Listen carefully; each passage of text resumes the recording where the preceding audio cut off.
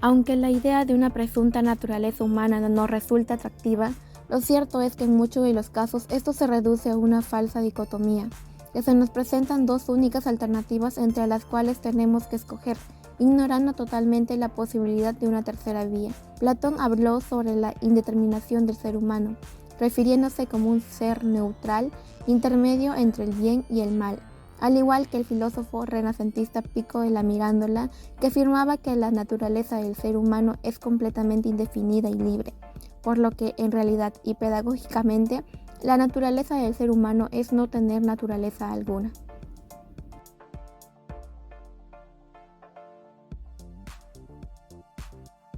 La naturaleza de la libertad humana. Pico de la Mirandola piensa que solo un ser omnipotente puede crear un ser libre. Para él, el mérito del creador consiste justamente en haber hecho un ser con la naturaleza, se podría decir, inacabada, que encierra un sinfín de posibilidades que él puede desarrollar gracias al don de la libertad. Crear un ser libre que se acabe de crear a sí mismo a lo largo del tiempo, esto requiere de una intervención divina. El ser humano dispone de un don libre que es la libertad. Sin ella estaría encerrado en los propios límites de su ser, y no podría ser sino ser un animal más atado a su naturaleza fija e inmutable, pero la libertad le hace indefinido. En palabras de Pico, la suma generosidad del Creador le ha concedido al hombre tener lo que desea, ser lo que quiera. El ser humano tiene la responsabilidad de responder a ese don. Puede llegar a ser tanto el más perfecto de los seres como llegar a ser el más bajo. Para explicar esta posibilidad casi infinita no hace falta negar la naturaleza, pero sí comprenderlas en términos de libertad. Lo único que puso el Creador en esa naturaleza sin terminar fue una semilla que puede o no fructificar y crecer, si quiere hasta llegar a lo más alto. La divinidad le ha hecho digno de ello y le ha dado la oportunidad de confeccionar su proyecto existencial.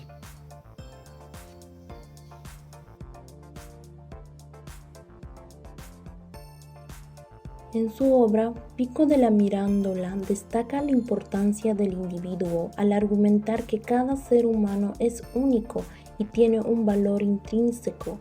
Él sostiene que Dios creó a la humanidad sin una naturaleza específica ni una función predeterminada en el universo, en lugar de ser simplemente una parte de la naturaleza o un engranaje en la maquinaria cósmica.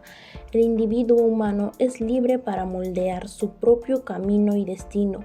Pico argumenta que esta singularidad humana otorga a cada persona la responsabilidad de definir su propósito y su relación con el mundo. Pico de la Mirandola rechaza la idea de que los seres humanos están predestinados o determinados por fuerzas extremas, como los astros o la biología, a seguir un camino específico en la vida. En su obra critica las visiones fatalistas que limitan la libertad humana y niegan la posibilidad de elección individual. Pico defiende la idea de que, debido a la libertad que Dios otorgó a la humanidad, los seres humanos pueden superar cualquier condición inicial y buscar la excelencia a través de sus acciones y elecciones. En resumen, Pico enfatiza en Oración sobre la dignidad del hombre la centralidad del individuo al argumentar que cada ser humano tiene un valor único y la capacidad de determinar su propio destino. Además, rechaza las concepciones fatalistas o deterministas de la naturaleza humana al destacar la libertad y la responsabilidad individual en la toma de decisiones y la búsqueda de la excelencia. La búsqueda del conocimiento y sabiduría. Pico de la Mirandola. En su obra, Oración por la dignidad humana, destaca la creencia en la capacidad humana para alcanzar conocimiento y sabiduría. Sustenta que Dios otorgó a los humanos la eficiencia de pensar y comprender el mundo que nos rodea. Esta capacidad intelectual diferencia a los humanos de otros seres vivos. Pico sostiene que mediante el ejercicio de la razón y la búsqueda del conocimiento, los humanos pueden comprender mejor el orden divino y su lugar dentro de él. Pico de la Mirandola representa la idea de que las personas pueden alcanzar un mayor nivel de perfección a través de la educación y el aprendizaje continuo. Para él, el aprendizaje no solo se limita a la adquisición de conocimientos, sino que también conduce a la mejora moral y espiritual. Sostiene que al buscar sabiduría y conocimiento, las personas pueden purificar sus almas y acercarse a Dios. Pico anima a las personas a estudiar una variedad de materias, incluidas filosofía, ciencia y arte, para obtener una comprensión integral del mundo y su propósito. La relación entre el ser humano y la creación divina. La singularidad de los seres humanos en la creación divina. En su obra, Oración sobre la dignidad del hombre, Pico de la Mirandola expone que los seres humanos ocupan un lugar extraordinario en la creación divina, a diferencia de otras criaturas en el mundo natural, que tienen roles y características predefinidas. Los seres humanos fueron creados sin una esencia específica ni un destino predeterminado. Esto implica que no están limitados por una naturaleza fija, lo que les otorga la capacidad de definir su propia existencia y su relación con Dios y el entorno. Participación activa en el desarrollo y preservación del mundo. Según Pico de la Mirandola, los seres humanos tienen la responsabilidad de involucrarse activamente en el progreso y la conservación del mundo, dado que poseen la facultad de elegir y actuar con libertad. Tienen el potencial para contribuir significativamente al avance y la mejora de la creación divina. Esta contribución no se limita solo a su propio crecimiento personal, sino que se extiende a la sociedad y el mundo en su conjunto.